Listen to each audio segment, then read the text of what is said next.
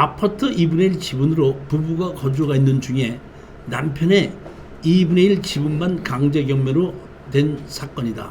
국민카드사의 5천여만 원의 강제 경매 사건으로 진행되기에 신권으로 입찰하여 참여했다. 결국 채무자의 요청에 의해 취하동의서를 만들어주는 취하되었다. 이 얘기는 무슨 하면, 자, 경기도 평택시에 보면 2021 타경 2835입니다. 이거는 제가 신권으로 들어갔거든요.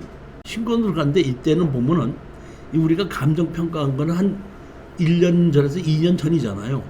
그러니까 감정평가한 것이 2억 5천이지만은 실질적으로는 2억 8천 이상 갔던 경우에, 이게 감정했을 때하고 실거래가 가격이 2020년도 때 부동산이 한참 올라갈 때 얘기입니다. 그때 보면 토지 건물 지분 경매가 나오는데 2분의 1 지분 경매가 나온 건데, 여기 보면 1순위로 보면 2억 6,700이 있고 강제 경매로 얼마를 신청했죠? 5,200만 원 신청했죠. 자, 그러면 여기 보면 2분의 1이 2억 5,200이다 보니까 전부 다 5억짜리 아파트죠.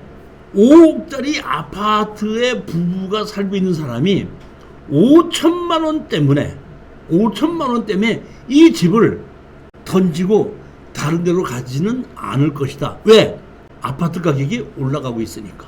그러다 보니까 제가 이거는 그냥 신권에 입찰해도 되겠다고 싶어갖고 2억 5,200에 우리는 단독 공찰이 맞을 것이라고 생각하고 감정가격에 11만 1,000원을 더 써가지고 입찰에 들어갔던 겁니다. 입찰에 들어갔는데 아니나 달라 얼마 있다 보니까 연락이 왔습니다. 취하를 시키려고 하는데 취하 동의서를 좀, 제가 봤을 때 이게 보면 2017년도에 2억 6,700이죠. 2억 6천 보면. 근데 여기 보게끔 되면 지금 보면 감정 가격이 5억 정도쯤 되죠. 5억 정도 된 게 이 사람이 돈이 없다고 하더라도 설정을 조금 더 늘려서라도 얼마든지 이거 정도는 갚을 수 있는 그런 돈이라고 판단을 했고, 그 다음에 5억짜리 아파트를 5천만 원에 던지지는 않을 것이다. 어떻게든지 5억을 갖고 있는 사람은 이 5억짜리 아파트를 지키려고 할 것이다.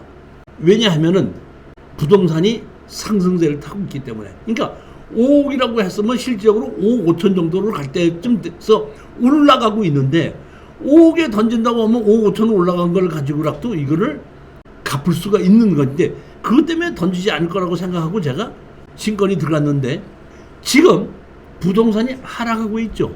그러면 하락하고 있는 경우는 감정가보다 실거래 가격이 더 낮을 수도 있거든요. 2년 전에 감정가격이. 그럴 때는 절대로 이렇게 신권으로 들어가서는 안 된다는 거죠. 그렇지만 이때는 부동산 가격이 상승세를 타고 있기 때문에 한번 해보자 했더니 연락이 와갖고 취하 동의서를 좀 만들어 주십시오 해가지고 그 취하 동의서를 해주는데, 여러분들이 아셔야 될 것은 금액에 따라서 500만 원을 받을 수도 있고 300만 원을 받을 수도 있고 1000만 원을 받을 수도 있거든요. 금액에 따라서. 즉 만약에 여러분이 아셔야 될 것은 내가 만약의 경우에 입찰을, 그러니까 취하를 하는데 취하 동의서를 내가 안 해준다 했을 때, 그러면 그 사람은 취하를 시킬 방법이 없냐면 그렇진 않습니다.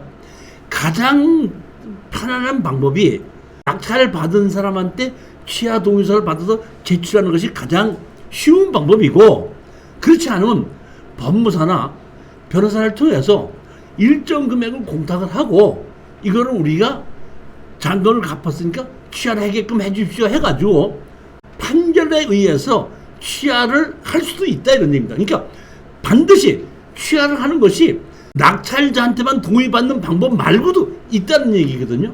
그렇기 때문에 적당한 가격인데 제가 봤을 때는 몇 천만 원인 경우에는 한 300만 원, 아파트 같은 경우에는 조금 한 500만 원, 그렇지 않고 억대가 넘어가는 정도를 가지고 취하를 하려고 할 때는 1000만 원 정도를, 따라서 저는 1000만 원 받은 쪽도 몇 번 있고 500만 원 정도 받았던 게 가장 많고 300만 원 또는 200만 원까지 받았던 쪽도 있습니다.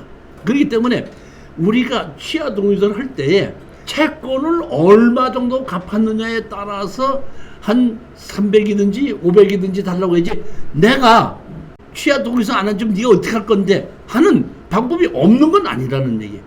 내가 취하 동의서는 안 해줘도 공탁을 일부 걸고 소송을 통해서 취하를 시킬 수 있는 방법도 있다는 겁니다. 제가 보면 대부분이 취하가 되는 것이 사취 행위에 의해서 강제 경매에 집어넣는 경우는 약 60, 70% 정도가 취하를 하는 경우가 많아요. 보면은. 그래서 제가 사취 행위에 의해서 그 강제 경매가 나온 경우는 추천 물건에서 많이 고르는데, 자 보시게끔 되면 여기 보세요. 경기도 남양주시 와우수읍에 1억 3,500에 경매가 나온 건데, 이걸 보게끔 되면 지금 얼마나 하면은 얼마죠? 7분의 5인데 7분의 2죠. 7분의 2를 가지고 사회 행위에서 강제로 이게 경매를 집어넣지 않습니까? 여러분이 아셔야 될 것은 배우자가 1.5죠. 그 다음에 자식은 아들, 딸 구별하지 않고 1이죠. 근데 7분의 5 중에서 7분의 2라는 뜻은 제가 보기에는 원래의 정식으로 상속을 했으면 이게 모친이 7분의 3, 7분의 2, 7분의 2예요. 근데 그냥 모친 앞으로 혼자서 다 상속을 했기 때문에 다른 사람의 아들이 상속을 했든지 안 했든지는 모르지만 이 정식으로 법에 의해서 이 아들이 상속을 해야 될 거는 7분의 2라는 뜻이거든요. 7분의 2로 상속을 해야 되는데 상속을 하지 않고 모친 이름으로 그냥 상속을 했는데, 여기 보게끔 되면 빚이 강제경매 빚이 얼마가 있죠? 1억 3천이 있죠. 1억 3천이 있다 보니까 여기 보면 결국 1억 3천인데 1억 3천에 이거를 갚거나 그대로 해야 되다 보니까 이것도 남양주시에 1억 3천인데 이게 7분의 2가 1억 3천이라 그러면 약 5억짜리 아파트인 거거든요. 이 5억짜리 아파트에 누가 살고 있냐면 같이 살고 있습니다. 이 조 누구랑 오 누구랑 같이 살고 있는데, 이것도 제가 보면 취하를 할 것이다 하고 생각을 하고 낙찰을 받았는데, 아니나 다를까 여기 오 누구가 사실은 직접 찾아왔었습니다. 저한테 전화를 걸고 해가지고 한번 만나십시다 해갖고 오더니 취하 동의서 좀 해주십시오 해갖고, 이것도 제가 알고 있기로는 그때 300, 500만 원 취하 동의서를 해가지고 같이 취하를 시켰던 이런 사건입니다. 지분경매에서 가장 좋은 것이 잔금을 내지 않고 취하 동의서로 해서 많은 돈을 벌 수 있는 건 아니지만은 우리가 부수적으로 나가는 돈이 없죠. 취등록세 내는 것도 없고 등기 이전 비용 내는 것도 없고 양도소득세 내는 것도 없고, 순수하게 아무것도 뜬금없이 순수하게 우리가 수익을 올릴 수 있고, 또 가장 빠른 시간에 수익을 올릴 수 있는 것은 지분경매에서 취하 동의서 해줄 수 있는 것이 가장 빨리 수익을 올릴 수 있는 거기 때문에, 저는 지분경매를 지금도 권리 분석을 하면서 가장 유심하게 보는 것이 나머지 지분권자가 누구고 현재 주인으로 사는 사람이 누구고, 만약에 이 사람이 이 지분을 다시 사지 않게끔 됐을 때 이사를 가야 되는데도 상당한 경제적인 부담이 되죠.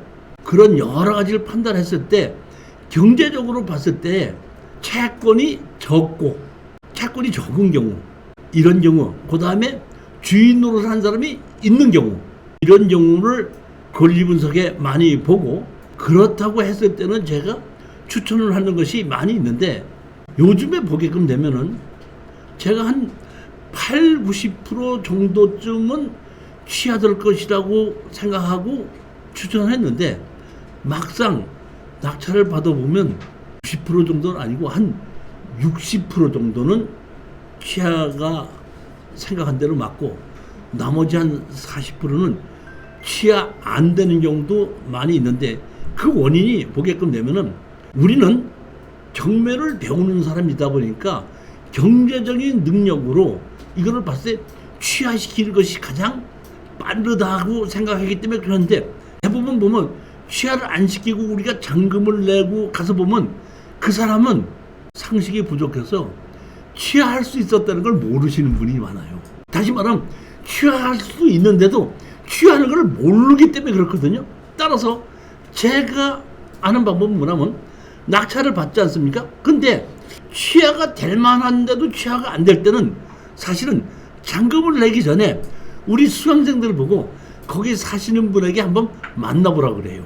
만나고 보면 어떤 분은 순수하게 만나가지고 얘기를 잘 듣고 그렇습니까? 그러면 취하를 시키는데 좀 도와주십시오. 어떻게 하면 되겠습니까? 하면 도와달라고 하시는 분이 있고, 어떤 분인 경우에는 낙찰 받은 놈이 또 나한테 무슨 돈을 뺏으러 온 거 아닌가 하고 아예 말 자체를 거부하시는 분이 있는데, 결국 잔금을 내고 난 다음에는 다시 우리 지분을 사겠다 하다 보니까 우리는 다시 산다 그러면 취득세 돈 비용까지 다 우리는 청구를 하게끔 되고, 우리는 또 양도소득세를 내다 보니까 그만큼 더 청구를 해도 그때 가서야 그 돈을 다 주고라도 내가 다시 사겠습니다 하시는 분도 있더라는 얘기입니다. 따라서 여러분들은 이런 것을 낙찰을 받았을 때에 제가 경험에 의하면은 그 지분권자를 거기 거주하시는 분을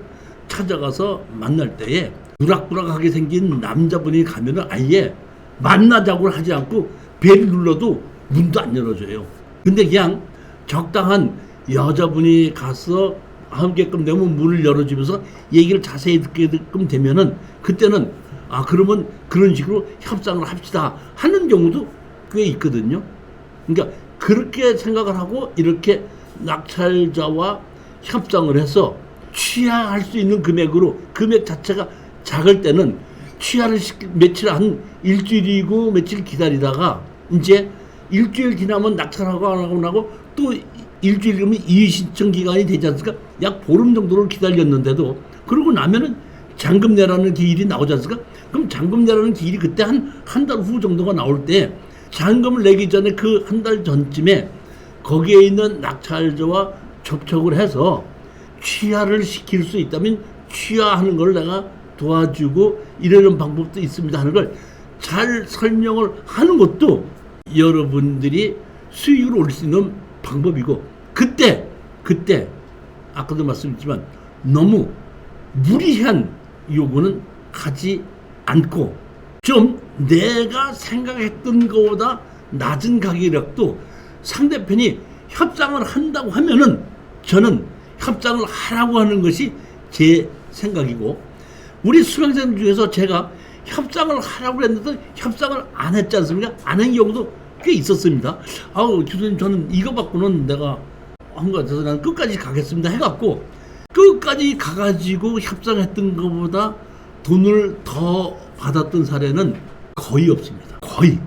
단 시간도 더 오래 걸렸고. 따라서 상대편이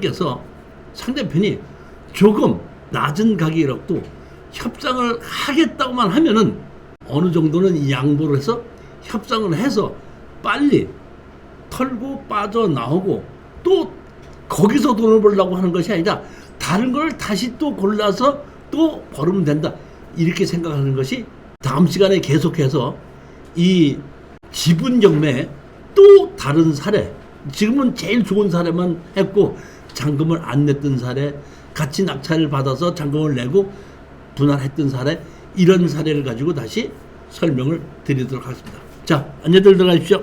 고맙습니다.